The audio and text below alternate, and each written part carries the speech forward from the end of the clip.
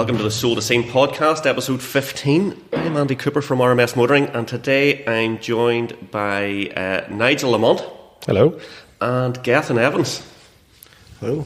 Well, guys, you're very welcome to the show.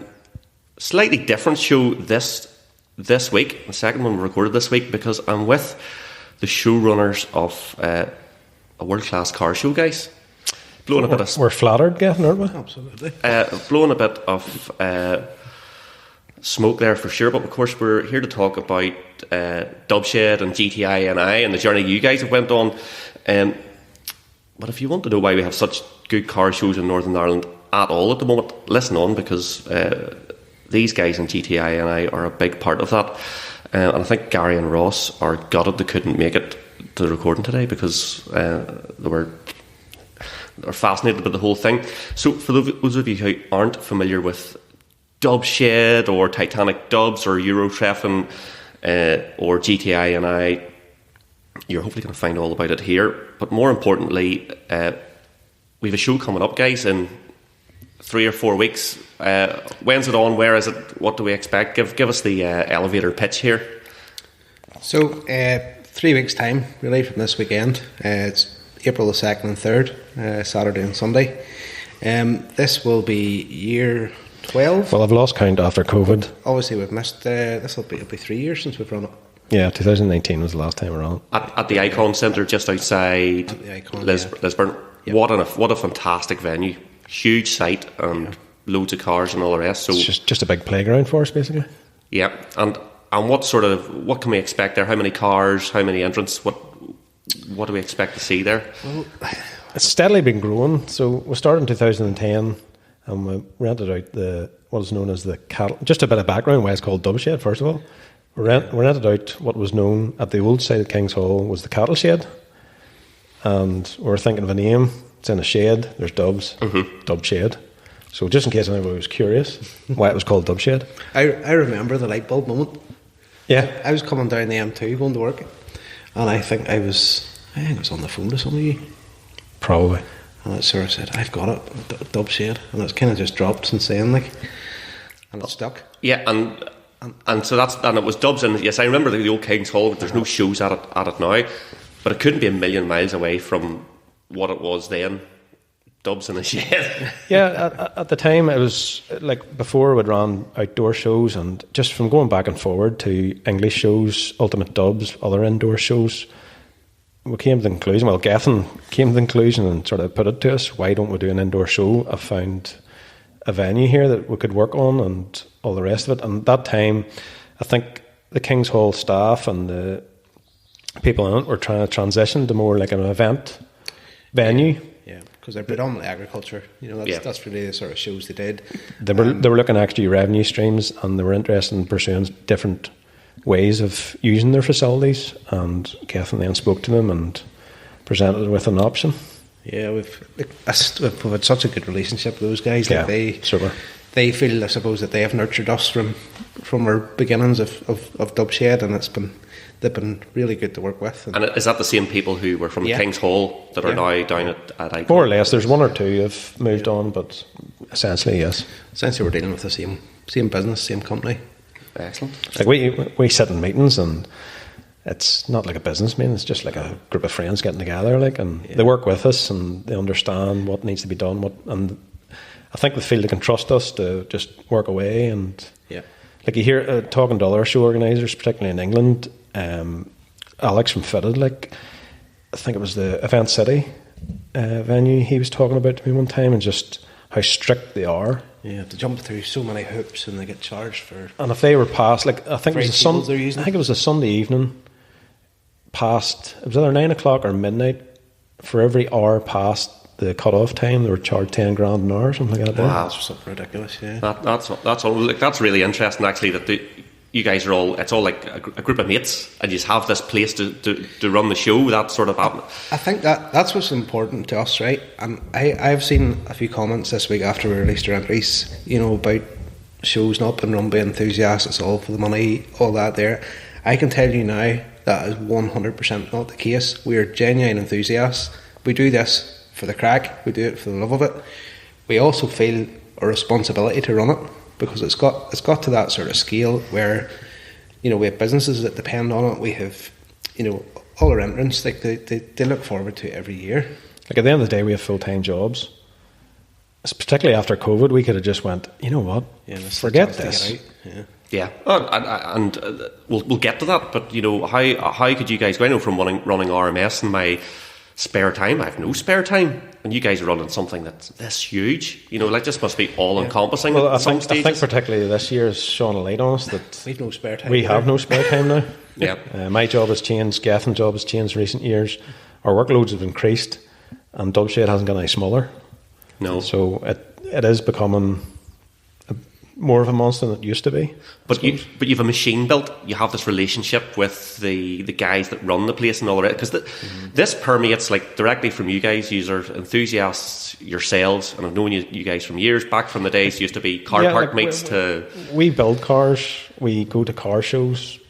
We are the part of the car scene, and we like to think that's a reflection of us. The shows and the shows we put on. Totally. You see, well, the reason we have this podcast is because of your podcast, Reload. You know, thanks very much. Now I've less spare time. There's another thing I shouldn't have time to do either. Yeah. We do these things because we enjoy it. Yeah. You know, we wouldn't do it for like we didn't get the good feeling that gets you out of the day to day and something that you have a bit of control over and something you can put out to the world. And that's just what I love about. Dubshed isn't even about Dubshed. It has had this material fabric effect on the whole scene. You know, we have other shows, you have the Let's Dance and the Japanese car shows and all the rest. We wouldn't have that stuff without Dubshed, and it certainly wouldn't be the quality, because I think you guys have just driven the quality up. It's interesting to hear that from a kind of somebody looking from the outside in. Oh, well, it's 100%. Like if someone just ran something very basic in a car park, it would always be compared to Eurotreffen, or it would be compared to Titanic Dubs, those other shows that you guys run, because you've run them so well. But the other thing is the magic that you have. It is the laid back. You're running a massive show, but it has this laid back atmosphere. Yeah, you know, and it's good to hear that. You know, absolutely. I love going to it, and I was someone who in the early mid 2000s got sick of going to the Plastic Fantastic shows, and that whole scene died off, the whole Max Power thing. And the fact that you guys were able to bring something this sort of size to Northern Ireland, like we don't have the big shows like Billing, we don't have a Santa Pod, we don't have those sorts of things here in Northern Ireland. You guys have brought that here, I think. Yeah, thanks for saying that. Sorry, I've just lost my train of thought here. I think the thread that goes through all our events and everything that we try to do, it is for fun, it's for people to enjoy, and most of all, it's a community in its own right. Like we run these events for people to get together and have the crack and have the banter, and the cars are kind of, they're there, they're by the way, they're an excuse to get there. Yeah. But by and large, it's that time when everybody gets together with a common interest and just has a bit of crack and a banter. Particularly Castlewell and their old show has now been replaced by Eurotreffen. That was a show that a lot of people went to, maybe didn't go to any other shows, and they met up with people they hadn't seen for a year. It was a weird sort of thing, and we hope that Eurotreffen moving forward will be that. And we're actually very excited about it because we've found a venue that's absolutely first class. Well, it was fantastic. So it was held last year in just outside Lauren Macramorn area for the first time. Yeah, that was a wee bit of pressure leading up to that. And that was an excellent show. What a venue, right on the coast. It was first class. You want to see that about 2 months before we were in, like it's. We had a lot of grass cutting and strimming and getting the place in the shape, like, and we did that ourselves, like. And just a bit of background of, there's maybe people that still don't know why Castlewell shut down or whatever. Basically, to cut a long story short, we outgrew the venue. Mm-hmm.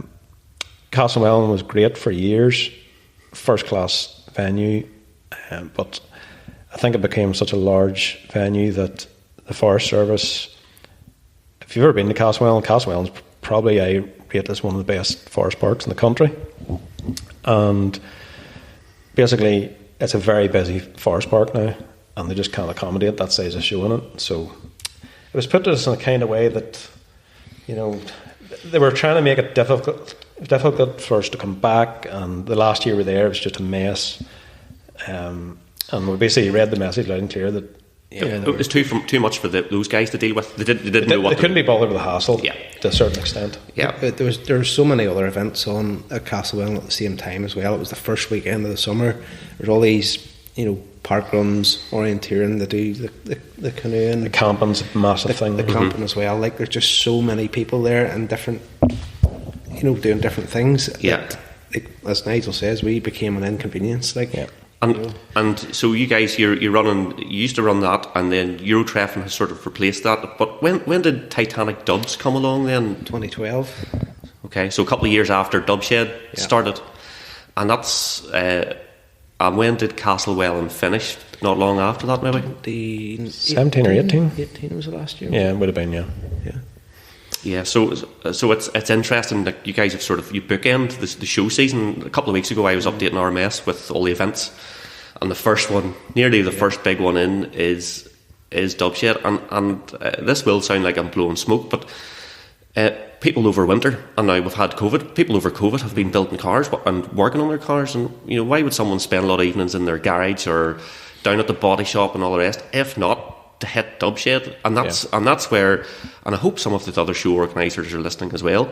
These guys who are building their cars for Dubshed, but then they want to take their car to Let's Dance or some of the other events that they're going on. So it drives the whole scene, and that's why I love to hear that you guys say it's a real. You feel it's a responsibility to, and it's the cross you have to bear nearly, because that's why people do build their cars every year to bring to these shows. And how nice is it if someone was over at a big show in England saying, "Well, I built this car for Dubshed," and that sort of reputation. You have that reputation now. How did you get a sort of national and an international reputation? Why do we have number plates from all over the place rolling off the ferry? I think down south there was a severe lack of shows, like Dubshed. I think that's like a large percentage of our attendees over the weekend is from down south, and then we have an absolutely fantastic relationship with Scottish fag enthusiasts. Mm-hmm. We attend a couple of their shows, and they were lacking in events as well. Yeah, they struggle with events, but they absolutely love coming over for the weekend. Mm-hmm. The feedback's always good from them guys, and we've made very good friends with the Scottish ones. I don't think it was intentional to go sort of, national with it as such. Like it has naturally evolved, naturally grown to what it is. But it's probably a reflection of us. We like to put our all into things. We like to do things properly. Yeah. And that has stood to us. Oh, you see that in the events, and one thing I was going to say, you're talking about people in the VAG scene from Scotland or whatever else, but the show's grown away more. It's grown away outside the VAG scene. We were talking earlier on before we started recording about the amount of JDM, the Japanese car entries. Like that, when did that really open up, and where did the interest come for that? I think it was a case of evolution, really. Aye, look, we've had them for a number of years, but we never really made that big a deal of it. I think the first year we had maybe 20 of it, didn't we? Yeah. Remember the wee marquee out the back? That's right. The icon. The last event we did open it right up, and that obviously didn't happen. The event before that, in 2019, we had the Logan Hall, which is a brand new hall, and it was full of all sorts of stuff, including the Jap stuff. There's some really cool things there, but again, I don't think we made that big a deal of it beforehand. Yeah. But this year, we very much put a focus on this is open for everybody. Yeah. Please apply, and it has worked. Because there's some class stuff coming. Like, see that's the JDM stuff this year. I'm a secret fanboy of classic JDM stuff. Yeah. But some of the quality stuff, the builds are absolutely unreal. So that's coming. Yeah. It's like looking at your Christmas presents for you when you're doing the judging day. Look through, see what's entered. I've never been a huge VAG fan, and it's not that I'm not. Yes, it's just. I have a bone to pick with you, actually. You and your Mark III VR6 comments. Oh. Hold on, I've just drawers full of the auto car, the lemon. I thought you were going to say you've drawers full of old bits of rotten Mark III there. That'll be in bags. All right, sorry. Yeah, I do. I know that is a problem. Like I can't hide it. That was noted. I would take a Mark IV GTI over one. Oh, no way. A 2-litre petrol. Oh, really? It's not that bad. The worst Volkswagen, well, nearly the first Volkswagen ever made, the 2-litre non-turbo GTI. Yep. What a waste of time. 115 horsepower, something like that. Yep. Wasn't worth the badge. Waste of time.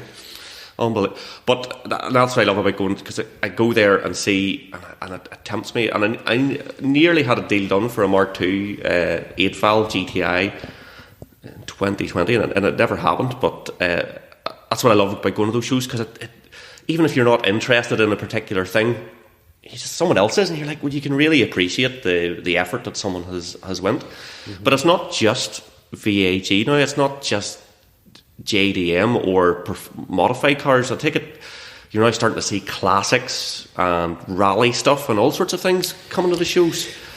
Yeah, remember in 2019 we had 1937 Auto Union. Now, that's right. I suppose it's technically still vague in today's terms. It's an early Audi, but yeah. You know, to have something like that there, like that thing was worth a fortune. Yeah, that was an elderly couple from Northern Ireland, and they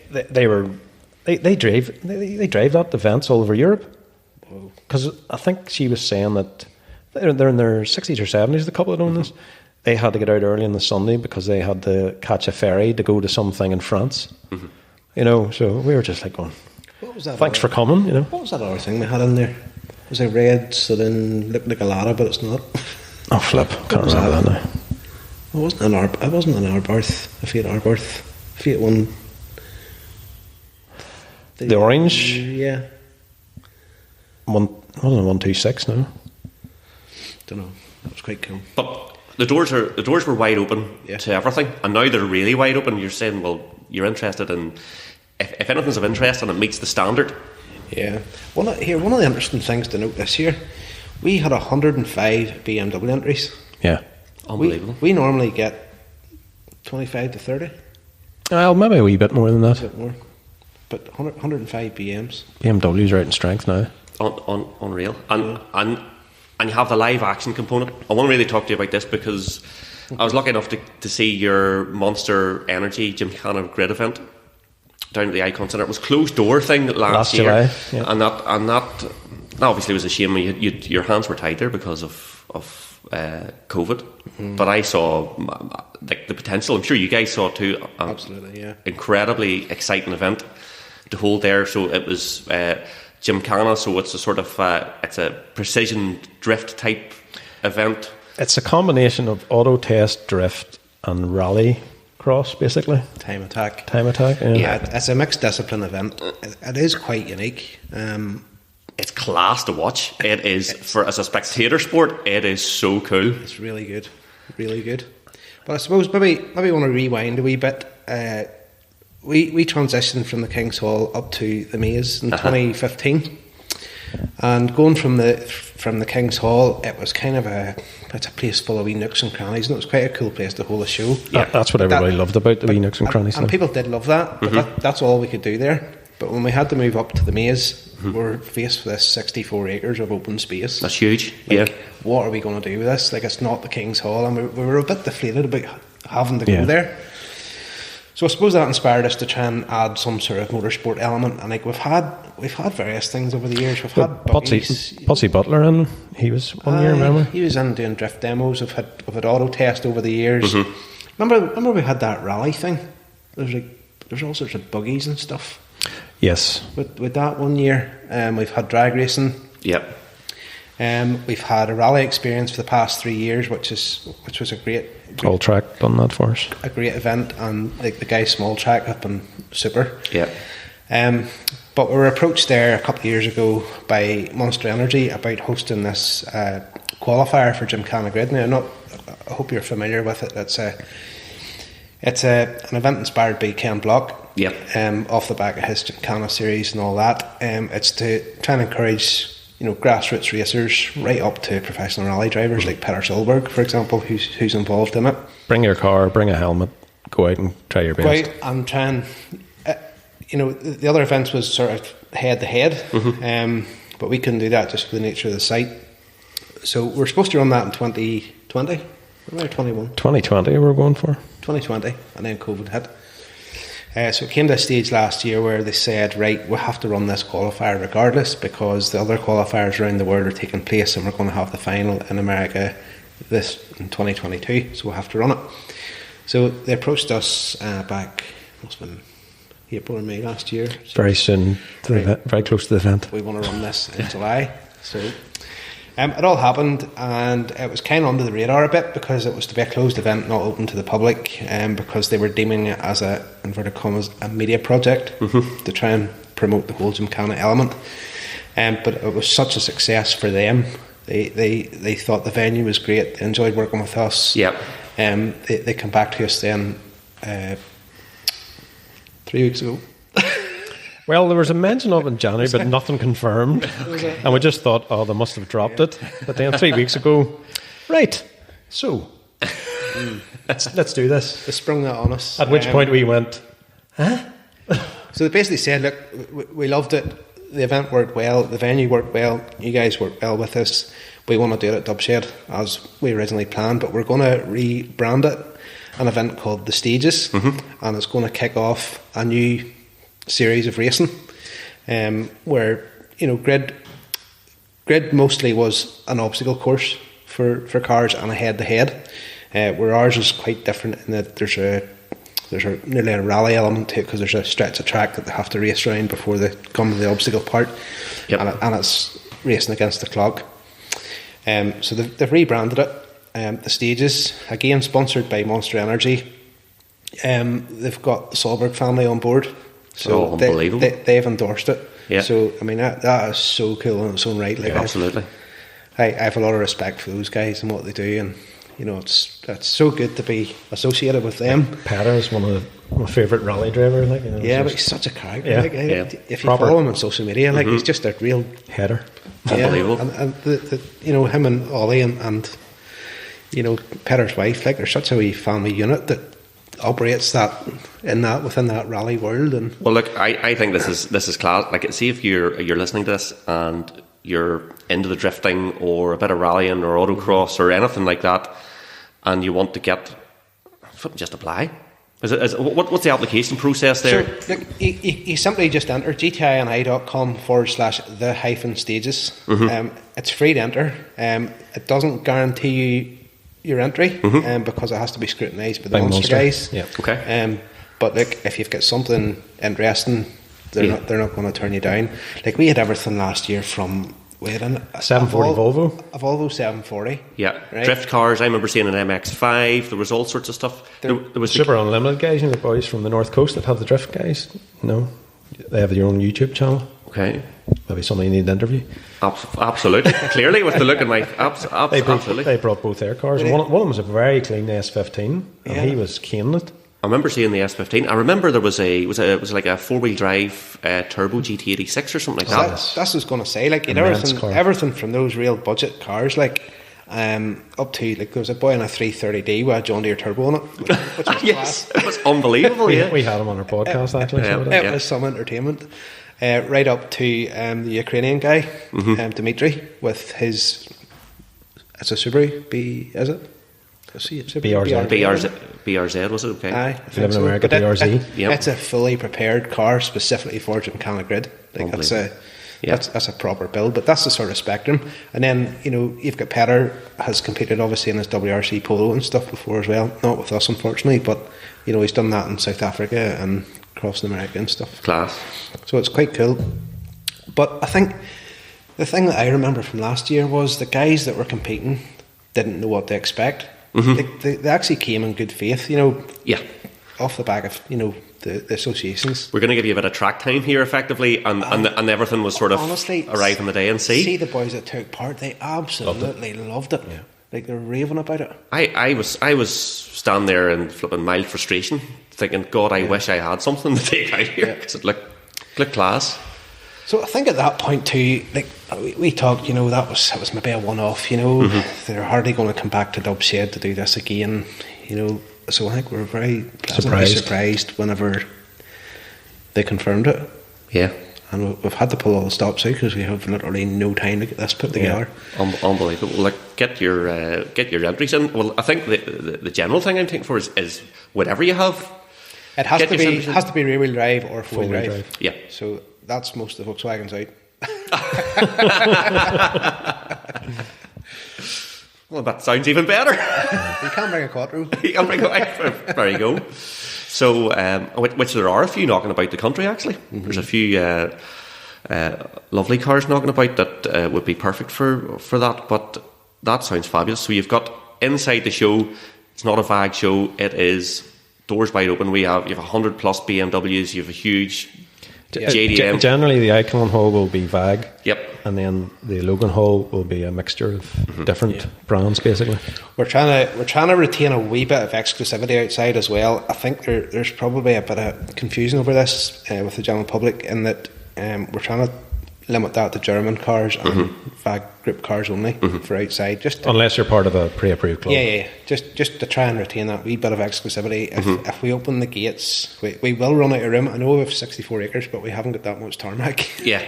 And we don't like the part of the guys in gravel because it kicks up a bit of dust. Sure. So that's the situation, and I hope we can get that communicated clearly. Absolutely, and then not only that, we're talking as well earlier, I think before we started, about the amount of trade that you have at the shows. Ross, who's on our podcast, and that's his big thing for the year, is taking the Anakim stand to the show. Like, there's just, between the cars and the trade stands and then the live action and all of it, like, it is just the best day out. And it's 2 days, isn't it? Yep.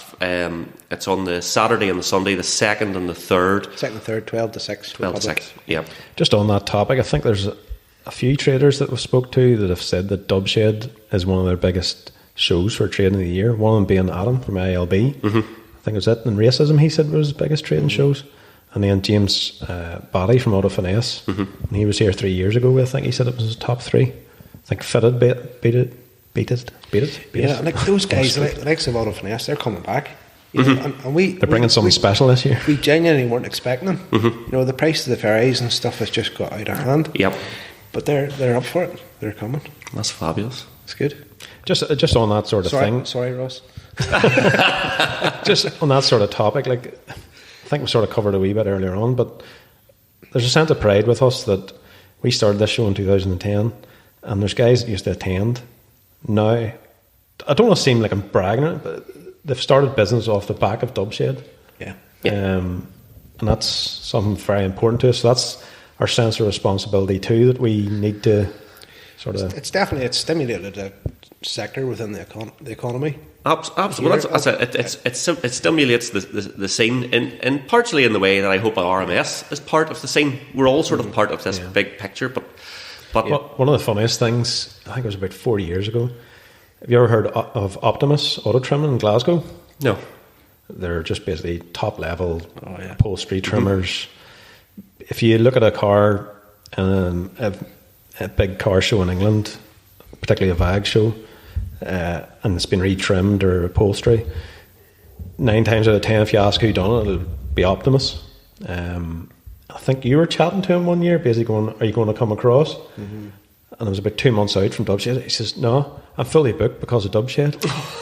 So he wasn't coming across because of our show, because he was so busy. Unbelievable. Well, I'm just having a quick look at some of their work here, and I can see why. He's done Connors. He's done Connors leather in his Mark III, and then do you remember the black Mark II on RS's Matt McCammons that sat at the front of Dubshed?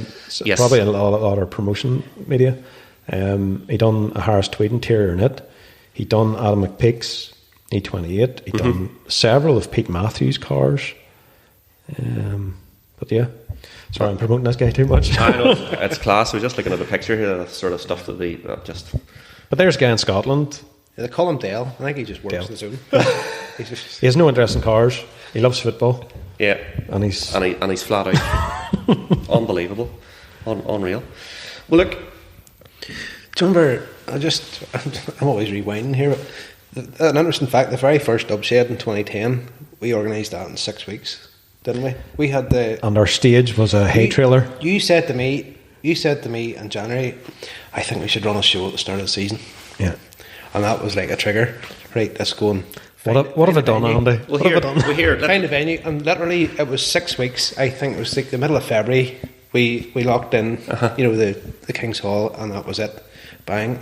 And they looked at us. They thought we were weird. Remember them? And then I remember them walking around the day going, holy smokes, these boys are doing something here. And then, like the first year, like it was entries via email. We sat up one night to about 3 or 4 in the morning, going through selections. Like entries via email is just a nightmare. But I think players do that still. Really? But they sort of pick people through the years, sort of thing. But I'm going to take that even a step further back. How did you decide? Well, number one, that you wanted to run a show. Obviously, you were part of the general VAG community at that stage. But what makes you want to go from nothing? And it's not that there was entirely nothing going on back then. There was car park meets and there was track days and all sorts of stuff like that going on. But there was not. King's Hall is, you know, it's nothing Wembley, almost to me. Yeah. You know. I don't know. It's going to the English shows and going, fuck this. We could do this to some extent. Yes. Let's see where we can. I would say, I can't remember, but I would say it was Ultimate Dubs probably inspired us to do it at that time of the year. Yeah. And was anyone in your ear? Were the other owners in your ear saying, "Oh, no, we wish we had something," or it was, "No, you need to lead, you need to show them the way"? Nearly. No, it was us. We sort of took the initiative and said, "Right, let's give it a go." Like this is back in the day when we printed flyers. Do you remember printing the flyers? Do you remember how much it cost? Do you want to say? Those buttons. Sure, we're not breaking contract now. 12 years later, are we? 600 quid. 600 quid for flyers? No, that's what it cost us to rent out the venue. The venue. now the Dubshed, you could buy a house with what it costs us to put on. Certainly not that. That's unbelievable. Well, and like that was what, a couple of years after the whole financial meltdown as well. Yeah, you know, like was, it's yeah. you know it's. But it was amazing to see. First year there was a good turnout. Second year it got real busy. Yeah. Third year just exploded. Yeah. Third year was just mental for us. And then we hit social media with it. Like Facebook started really getting going and stuff. And see, once we embraced Facebook, the whole thing just went absolutely mad. Just social media is just different gravy altogether now. Like, unbelievable. We've quite the contingent from the south. Like, we're very thankful for those guys. Like, we surveyed a couple of times, and we haven't done it in a few years now, but like there's 60% of our attendees are from the Republic. Yeah. You know, so that's been sort of key to our success as well. But that's probably part to do with they're so persecuted, the car enthusiasts down south, particularly the modified motors, and it's very hard. Like, there's guys we are friends with, and they run car shows, MLVW and VAGE, and to get insurance is a nightmare. To get a venue to agree to allow you to do it, so they're very supportive, and we're grateful for that. Definitely, obviously. Yeah, well, and the latitude that the organise or the event holders of the showgrounds and all the rest give you guys as well, because you're a known quantity. Yeah, you know you'll run the show right, and if you want to try something different, I'm sure if anyone else just come in and said, "Oh, we want to run a Gymkhana type event," they'd be like, "What?" You're exactly right. We're the only guys that are allowed to run anything associated with any sort of drifting or leaving tire marks there now. They had let a few people in, and it's now a no for because anybody. They messed them about basically. Yeah.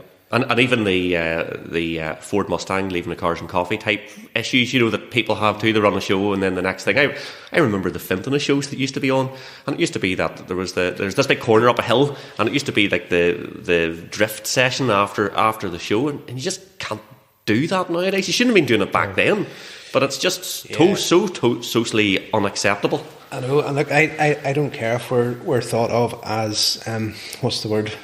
You know, putting a damper in people's fun. British. But I'm telling you now, we do not condone that sort of stuff. See, leaving our events or at our events, we're very specific in the security that we have, and we actively ask for the police to be present at all our events. Yeah, you're starting to see. Sure, we want to be seen as responsible. We are responsible. Yes.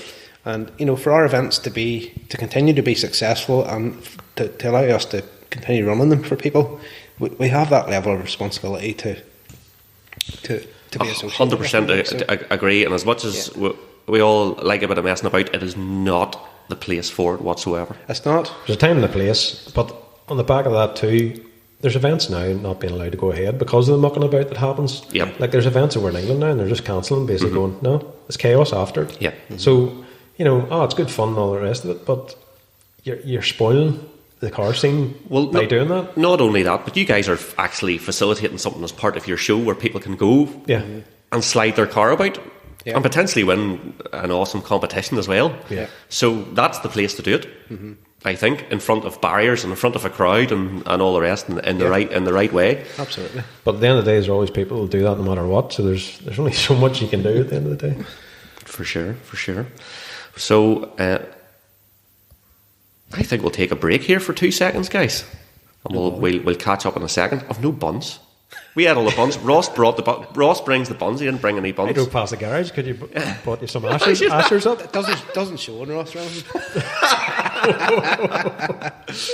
Shots fired, Ross. Sorry about that. We'll pick that one up shortly.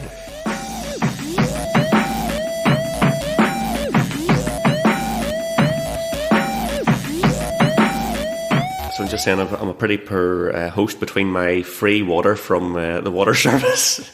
There's no Evian here. No, definitely not. Here's a couple of questions for you.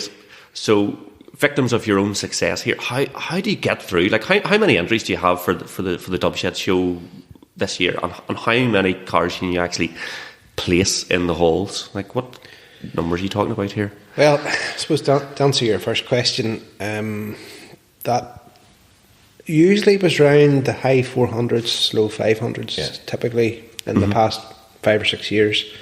This year we had 709 entries. Wow, it's crazy. So it's exploded. But just to put that in perspective then, and to answer your second question, we have space for approximately 250 cars.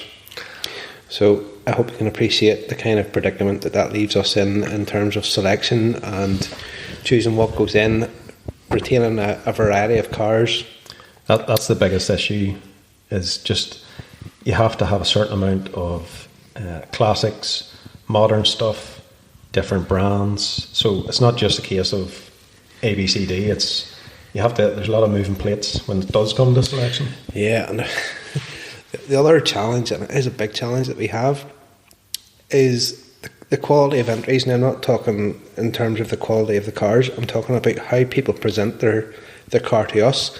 So when they're submitting a car for Dubshed, basically what you're trying to do is sell the idea to us that your car should have an indoor spot. So you're talking about good spec, good photos. You should treat it like you're putting an ad in Auto Trader. Yeah. So quite often, and this happens at every event, there's cars arrive and it's like, I didn't see that entered, or I should have let that in. But it's down to the entry that we saw. Like it might have been a single photograph. Photo at night time. It might have been a really bad photograph. Yeah. It might have been a 1-sentence description. Like people, I don't know if they realise that we read every single entry. Yes. In its entirety, and look at every single photo. And I think, would you say an Auto Trader ad, we're not talking about Stone Mint when someone describes it. Never raced a rally. I think actually it should be closer to a collecting cars auction listing rather than that. Yeah, we'll go with that. Not a Gumtree ad. So, not 50 quid tonight type. Ads for free. So it's quite a challenge, and look, every single time, like, and we're experiencing this week, like it causes us great anguish and upset and happiness. Will have to be a heartbreaker sometimes. Well, if you're going to have to reject nearly 2 out of 3 cars because that's all you have space for. Yeah. So if you're listening and you're putting something in for Dubshed, make sure you have brilliant photos. Make sure you have good spec. Make your car something that is approachable. I'd like to apologise to the guys that don't get an indoor space. But you have to appreciate that, we have a limited number of spaces, and there has to be a line. Yeah. And there has to be that variety, within our event.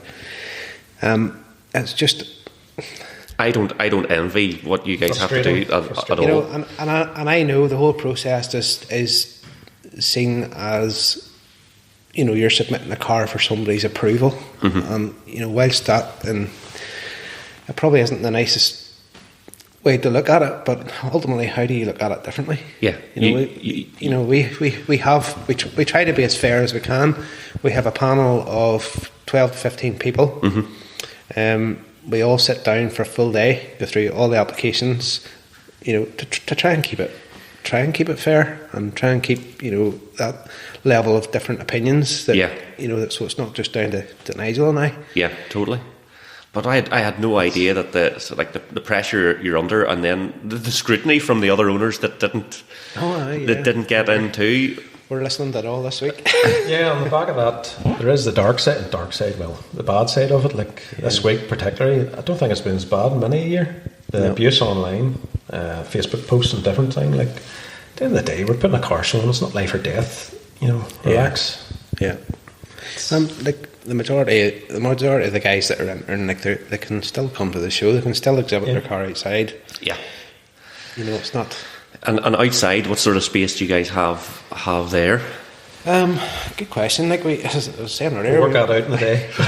We have a 64-acre site, but there's limited areas with tarmac. Yep. Quite a large proportion of the site is now going to be taken up with the stages. Mm-hmm. But basically, it is a bit of a wing-up job as far as outdoor cars goes. We don't. There is a semi-structure, but at the end of the day, things are mobile and things change. It always tends to work out. There's plenty of overspill onto other areas that aren't tarmac. Even the ordinary car park. This is what I love generally about. You can go to a good show. Yeah. You'll find fantastic stuff in the show, but sometimes you find some absolute gems out in the car park. Right. I'm sure you've walked past them going, that guy should have entered. I know. We actually average about 2,500 cars each day in the car park. Yeah. For just people spectating, typically. Yeah. So there's loads to see, and normally after a show, you see someone saying, such and such's car in the car park, had a look around it. So that's just before you even walk in the doors of the show, that's the love about a good show. You've seen a lot of stuff, and you're really in the mood for it. Years ago, when I used to go, I'm talking early 2000s, the GTI International used to be a massive Volkswagen show in England, or even Edition 38. Some of the nicest cars you find sometimes were actually in the car park. So there's that element to it, and you go to these shows and you go, why is that person not entered? Sometimes you just can't work out why they haven't taken 5 minutes just to put an entry in. Yeah. Then there is people who just they're a bit humble about their car or whatever. Do you know what's funny too? I'm kind of going off on a wee tangent here, but we've had various people coming from as far south as Southampton. We do get an element of people from all over. But see, any time any of the guys come across from England, they can't believe it. They can't believe the hospitality for a start. They can't believe how sort of down to earth and friendly everybody is. Like Saul from London, them guys. Those guys that came in 2019, all from London, and they just had such a weekend. But our absolute killer is the ferry. Yeah, the ferry's horrendous. It's mental now.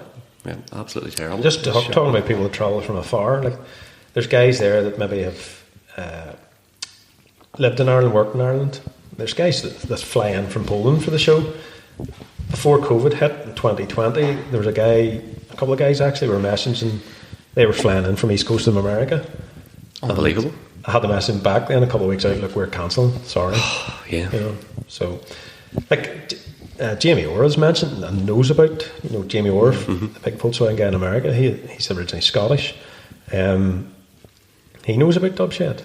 I think 2020 he would nearly have nailed down he was going to be in England that week, and he was going to pop over to come to Dubshed. I think it is a brilliant thing to come over. If you want to fly over, stay in Belfast, go to the show a couple of days, a couple of nice meals out in Belfast and a few beers and all the rest. I think that's a brilliant weekend. That's what we try to tell people in England or Scotland or Wales or whatever. Look, there's no two ways around. It's going to be expensive, but try and maybe extend your trip to make it like a holiday break. Yeah. So it's not just an absolute holy smokes, this is costing a fortune. Make it a holiday break. It gives those guys the feeling like when we go to shows, you get on the plane and you go to a big show in Germany or South England or wherever it is, because you're getting on a plane, you're hiring a car, you're staying in accommodation. It does feel you immediately go into holiday mode, which is maybe slightly different for them if they're doing a 8-hour drive to the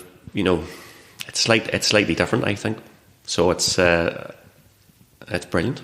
It's brilliant. But here, speaking of COVID, How, like, What's that? Never heard of it. I know. Never heard of her. Disappeared there when war started. I just click your fingers and it's gone. But you guys, I remember at the time, you guys were just ramping up like you are at the moment to the 2020 show. There's a memory popped up on my Facebook the other day. It was only 2 or 3 days ago, but I was like, Dubshed is still on. It was like a week later, we had to take that. Guess what? It's not. Yeah, and that was hard. And it was hard because we actually took the decision quite early, you know, but it was such the right thing to do. Yeah. Like, we'd literally just done our entries and released all our... But I remember how quickly things escalated because I was away for a break a week before it with my wife, and I think I'd just hit Italy at that stage in 2020. And the following week, it was just like, oh right, things are escalating here. Yeah. And then a few days later, we made the call on it, basically. Yeah. Just sort of went right. And by that stage then, Italy was just overrun, and it was starting to spread. And That was soul destroying. Like, we'd all the work done. I was going to say, from what we're talking about already, you know, you've your entries and you have the venue and you have all your traders and everything. With all our plans done, everything. Like, we obviously Colin Tweed does our planning for us. He'd all that done up in CAD, and it was all. We were good to go. Like, and it was super organised. looking to be a super year, like. With all our merch and all bought, and we had played with the idea later in the year, but regulations didn't permit. I think probably part of Dubshed's success is the time of year. Yeah, because it's the season opener, but you've had a wee bit of March and a wee bit of nice weather and stuff like that. So it's I think we came to the conclusion, just even if we could, it wouldn't be the same. And we always, as I said earlier, try to put on the best show. And if we feel we can't put on the best show, you know, don't put it on. Don't put it on.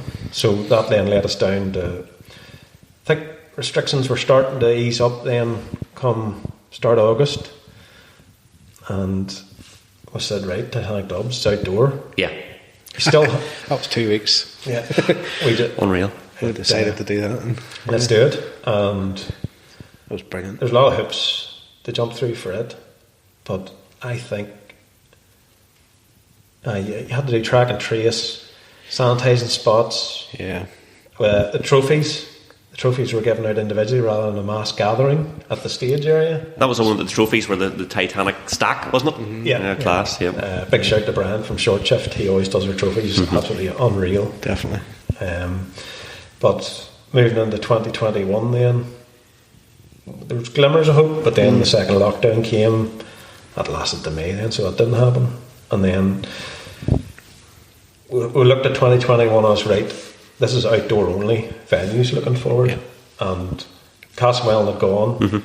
We started then to look at venues. I'd looked at a venue in County Down, but just wasn't working for the venue fee and all the rest of it.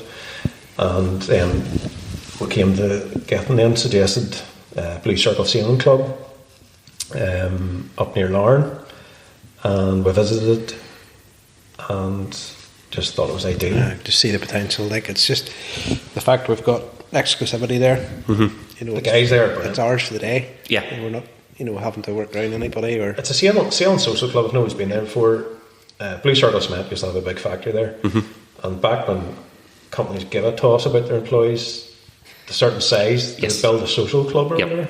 So the social club is like a sailing club, football pitches, you know, stuff like that. So it's two football pitches, a bar, and sort of a car parking area.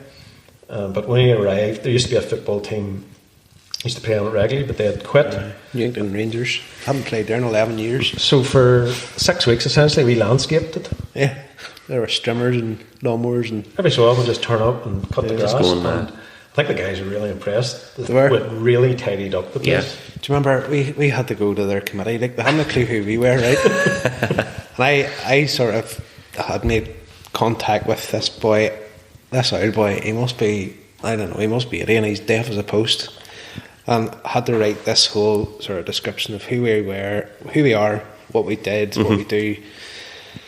And then he says, right, I'll put that to the committee, our next committee meeting's in May or something. I was like, right, well, we need to run this in July. We could really do with. Yep.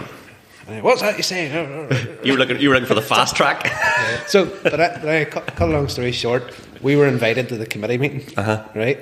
Now this building, I think, were you there, were you? Yeah, oh, yeah. The building was built in the 60s, like, and it actually hasn't lost much of its decor from the 60s. It's like an old pine panelled type place, isn't it? But we went into this room, Nigel and me went into this room, and here's these old cronies, bar one fella, who's probably about our age, and he's sound as a pound, like, but the rest of these boys were old boys, and they were just sitting looking at us. Like, we had to stand up and tell them who we were. We felt we were really sort of. And then at the end, it was like, that's okay. That sounds good. And fantastic. That was it. Unbelievable. Yeah. But I think, as Nigel was saying, like they're really impressed with how we handled the venue. Yeah. And, we tried to. Not your first rodeo. Take a professional approach to it, and to, put it all into it. It was a fabulous day. I'll post a link in the show notes to that. It was so good, and we get so much positive feedback from that. And I think it's going to be a huge show this year. Yeah, we've good plans for it now. Let's change things up a bit. We'll notch it up a wee level as well, and try and. When new venues, you just sort of analyse it and see what you can improve on. You have several points to change, but. The thing that differentiates between Castlewell, I feel, is Castlewell, you're in a public park, so you've average Joe walking through and looking at the cars, which is good to an extent, but you've people sort of banging around cars and maybe not the respect shown over. This is a separate venue, so if you're there for the car show. Yeah. So that added a nice atmosphere to the show too. It was great, and the weather was great, and you had a barbecue, and if you weren't driving, you could get a pint or whatever else. Like, it was. I think the bar done well that day. I'm on a train station. What car shows have train stations? We're better than Belfast International Airport. No, it was class, and it's actually an example of. You were talking about how you nearly feel this responsibility to people to run the shows that. You were sort of looking after the scene because you couldn't run Dubshed, and you were trying those other events, and you were looking after the scene, and then the scene was hopefully looking after you as well, because all the traders turned out and people, instead of being against you and saying, "Oh, we cancelled Dubshed in 2020," everyone was with you, which I love as well. The support there was good. Just before we move on about Titanic Dubs, Titanic Dubs was probably our best Titanic Dubs ever, and for a few years now, the numbers have been all right. We thought about jacking it in. Yeah, sort of thinking of a new. And we were met with great resistance. Well, you can't do that. But this 2021's Titanic Dubs was humongous. It was phenomenal. Really sorry, leading up to Eurotreffen, just a funny sort of story was restrictions were starting to lift again from the second lockdown. That's right. So up until 5 p.m. the Friday evening, we couldn't push the event. We couldn't promote it because we were limited to numbers. 500. So up until 5 p.m. we would have to stand doing track and trace. We still had to do track and trace, I think, did we? I can't remember. We did it. Yeah, I think you did. Yeah. Or well, you did it. I remember. We did it. Yes, if anybody's asking, yes, we did. Yeah. But we would have to stand with a clicker, and when 500 people went in, we had to stop the gates. Yeah. And the restriction changed at 5 p.m. for the day of the show. Friday. It was unlimited. Unreal. The sense of relief was fantastic. That's it. All that extra pressure that adds, and all that. I remember all the uncertainty. No one even knew when they could do things and not do things at the time. Even Dubshed this year, Andy. Like we were very tentative in releasing the date, and even our ticket sales, we didn't open our ticket sales to the 1st of March. Normally we would open the 1st of December. Because we didn't know what we were facing. But we normally do the whole release launch thing around Christmas and open entries and stuff like that. But we didn't. We held back, and we, as I say, we were very tentative in what we were doing. We didn't want to go full in, because at the start of January, COVID was rife, and all these restrictions were in place, and it was, they were actually coming in harder. So that's when the ridiculous questions started coming. What's going to be the entry requirements? Do we need double jab? Do we need passports? How on earth are we going to know that? Let me look at my Yeah, exactly. Hello, Robin Swan. Yes. We need the download on this. It's difficult, and it is difficult for everyone. Everyone spent 2 years of not knowing what they can and can't do. So I can sort of understand, but then the frustration just between you guys are trying to run an event and people don't know what's going on. I tell you, we are so thankful that all these restrictions have dropped. Like, cause see, it's a logistical nightmare at Dubshed. See, trying to get all those people to wear masks, sanitised, blah blah blah. You'd probably not do the event if that was still. It would be a nightmare, but that's we're thankful it's gone. Like, on away we go. Unbelievable. There's the best sound about words I say. Unbelievable. Unbelievable. I think I've cranked out 5 or 6. But it's your catchphrase. You're an unbelievable man. That's better than being called a lion bollocks.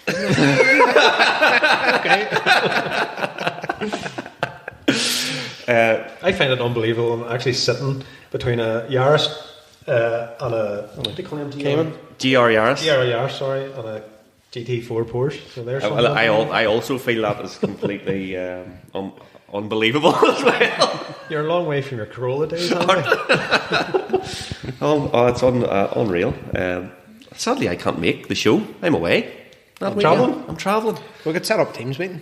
Do we get a Zoom on one of your big screens at the show? Anything else we can expect? Anything common that you want to tell people about before we go?